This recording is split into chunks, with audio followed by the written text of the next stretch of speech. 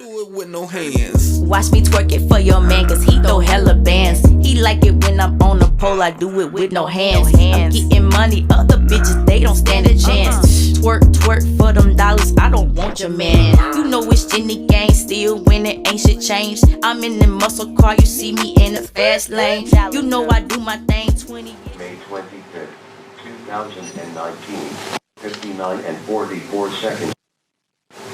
Detroit 911. Can you please have somebody come to this? What's the address, ma'am? 3474. What's the street name? That's the On the cross street. Hello, ma'am. What's going on at the location, ma'am? ma'am, I'm a gay male. I apologize. That's okay. Somebody just came there inside of the house. And two of my friends are fatally wounded. It is 3474 Devonshire. Okay, did you I'm requesting you to the location now. Are there any injuries? Yes, serious injuries, but you can get one here as soon as possible. Please, please. I'm requesting, did you see who did the shooting? So, I will refer to the bathroom. Okay, I'm requesting your research down the line with me. Are you with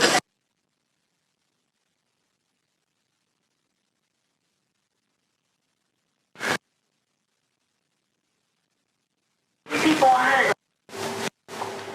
Hello, sir. I already have police. Yo, Jenny gang, what it do? It's been a little minute. Actually, it hasn't been that long because I just uploaded a video a couple of hours ago, but that was of some of my work that I just completed. Before we get started, go ahead and hit that like button. If you're not subscribed, go ahead and subscribe. You definitely don't have anything else to do right now. And if you're feeling generous, comment or share. So this video right here, I'm going to talk about a horror story that happened not to me, but a horror story that happened in Detroit. I am going to give you guys a coronavirus video, but I've been so engulfed in this case the last few days, I decided to go ahead and do it now. So let me go ahead and I'll give y'all the basics of the story and why it's so interesting. It's nothing to do with dancers or dance world. However, I'm sure you guys are going to do just like me. You're going to start digging in this case like, oh my God, it's just so crazy. But anyway, so back, I believe it was May 4th. It was a holiday. It was Memorial Day, Labor Day, one of those holidays. Same thing. Back last year, May 5th, that weekend, there were a group of gay guys, okay? If you're homophobic, don't even watch this video. Group of gay guys that hang together all the time, I guess. One of them had actually transferred over into a tranny. She named herself Paris Cameron. But the other ones were just still, regular gay guys. But nevertheless, they hung in a clique and they were just hanging out, drinking and smoking one night. And they decided to go to the gas station to get some, I guess you call it cigarillos. That stuff people put their marijuana in. So when they get to the gas station, there's this guy there.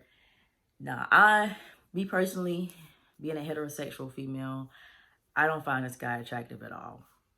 But at any rate, the transgender female, Paris Cameron, she found the person at the gas station. He was in there buying something too.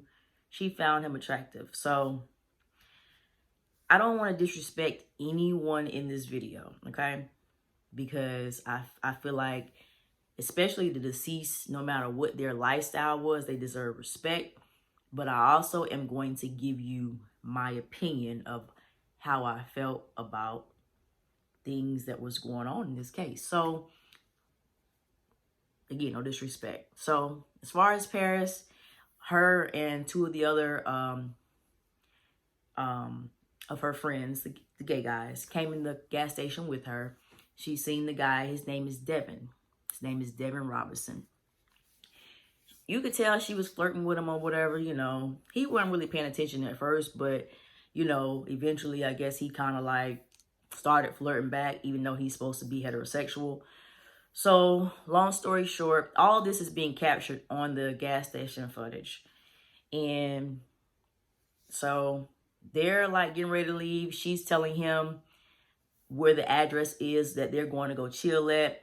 They were going to go up the street and chill at one of their other gay friends' houses.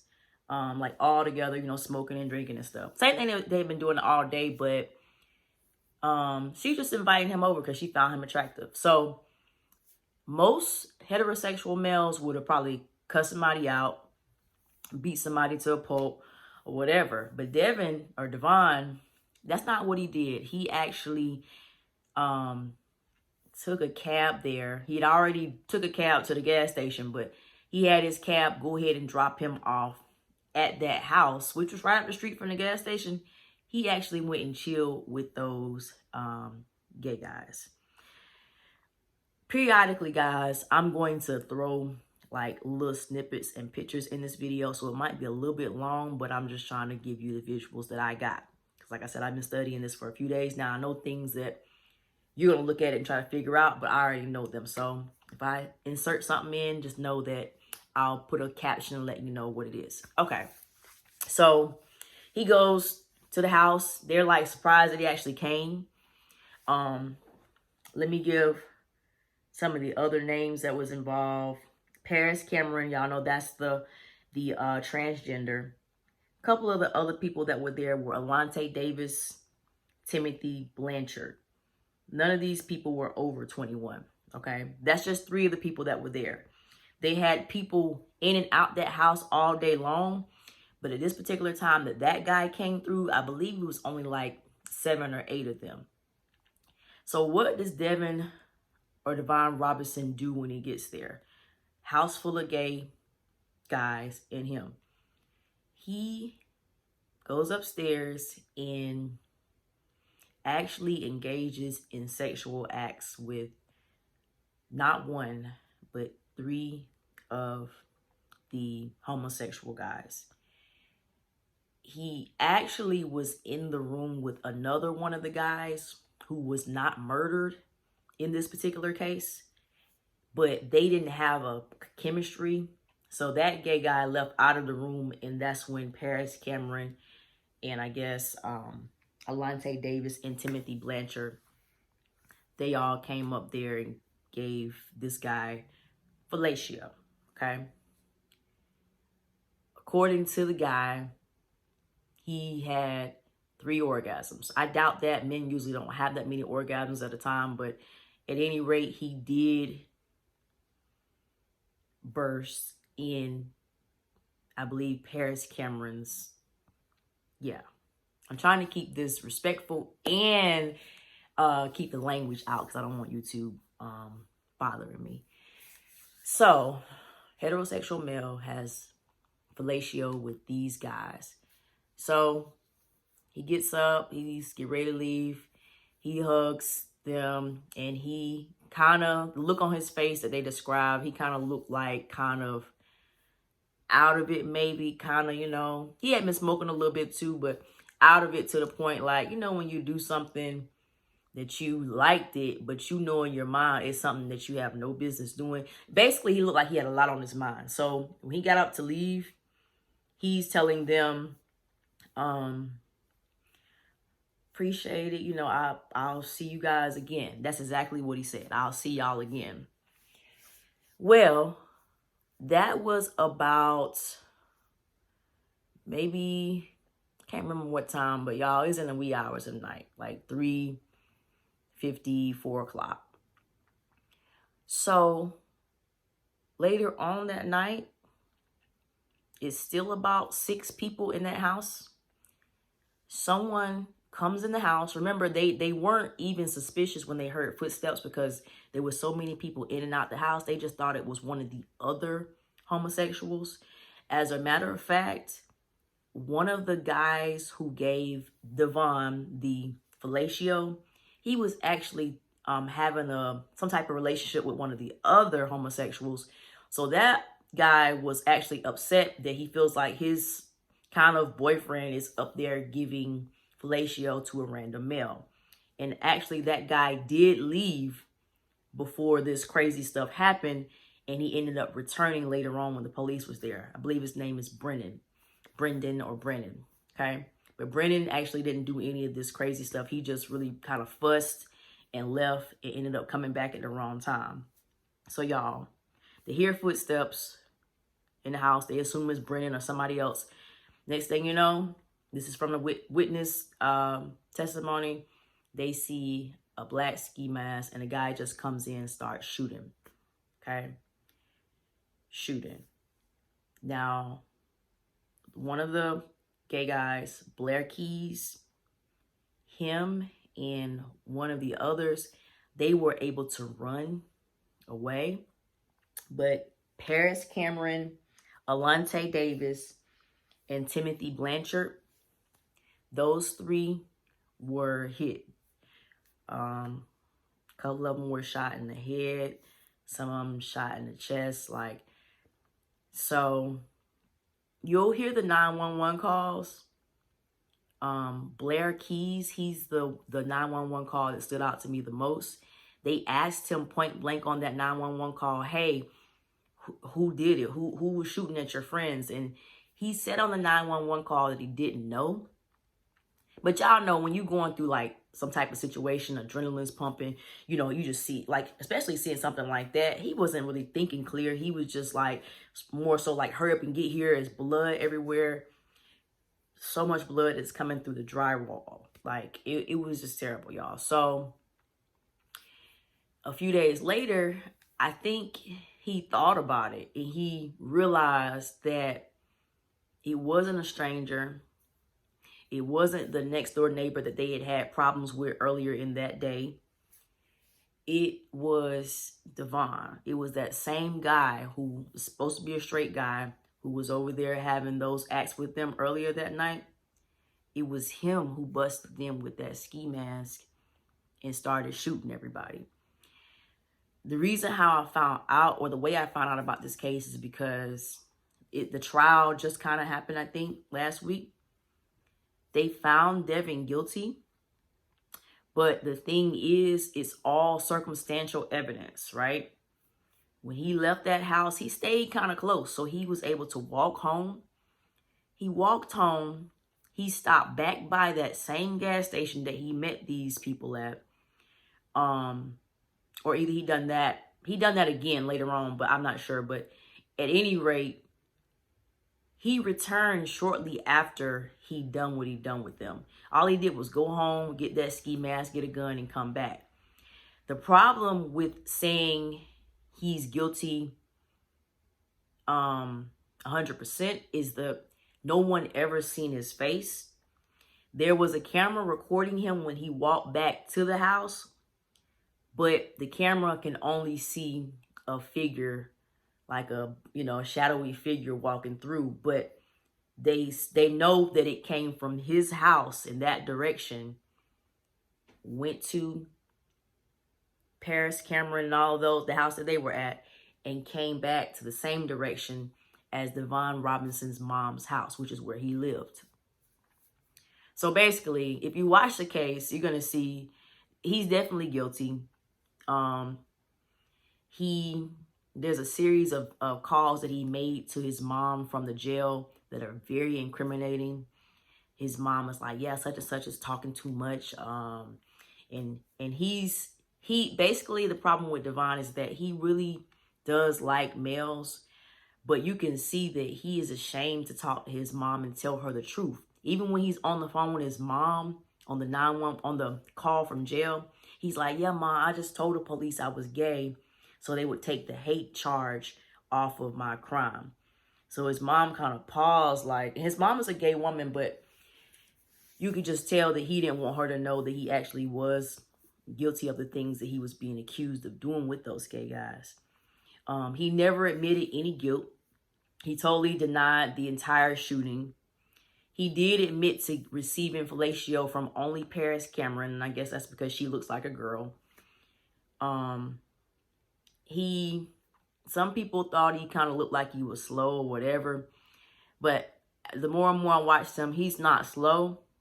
He was just trying to act that way, I guess, to gain sympathy. Because when he made those jail calls and also in the gas station when he's flirting with him, he seemed very, very normal. And the only thing he did after that event, the shooting happened, only thing, he started running. All of a sudden, the next day, he doesn't live at that house anymore. There was a witness from the house, this lady named Sabrina Bates. Y'all will see her testify. He was at that house that night, and he left the next morning and never came back. But they found him a week later, hiding out. Also on the jail calls from him to his mom, he's like, somebody had to get on my location. His mom's like, no, you was going outside too much. Like, y'all, in the beginning of the jail call, they're telling it basically is an automated recording saying that all of these calls are monitored. So I don't even understand why they were stupid enough to be talking like that. But every time he talked with somebody, he talked to his uncle, he talked to his mom, he talked to his sister. Every time he was saying things that were incriminating, like, well, you know what I'm saying? I ain't do it, but if it come down to it, I'll take 25 years. What? And you're innocent? Or, yeah, my brother, he got off of his crime.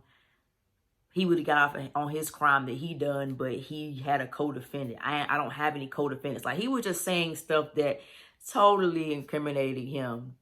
And this is, like I said, it's a crazy case. It has nothing to do with dancing. However, Jenny Gang, I try to keep that stuff out of my spirit because I feel like you attract things that you get engulfed in.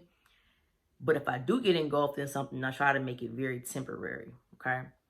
But I do want to let my followers know about this case. Definitely look it up. I will post a link to the beginning of the trial. I'll post that in the comments. I also want to say to the down low guys of this world, like, if you're really gay or you're bisexual, that is not something that you need to keep to yourself. Anybody that you're going to be intimate with, they need to know that. I'm not saying that you necessarily, I guess, have to tell your mom, because that's, I guess, a choice that you have. But I don't like that down low stuff. Like, I think those guys are absolutely disgusting. And I also think they are the ones pretty much promoting and spreading the majority of the STDs that are out here, because they're not telling women that they like men.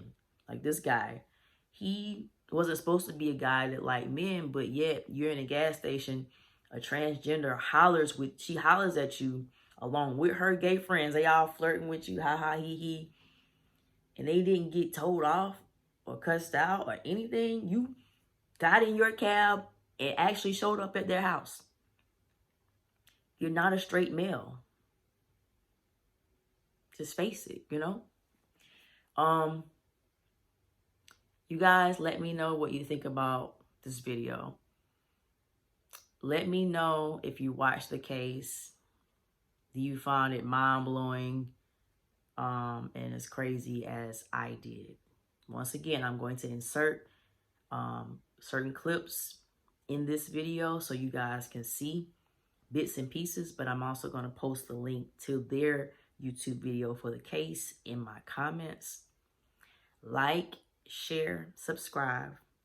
Right now, we're kind of on lockdown in this world, so you might as well listen to Jenny Gang's whatever horror story she's bringing to this timeline.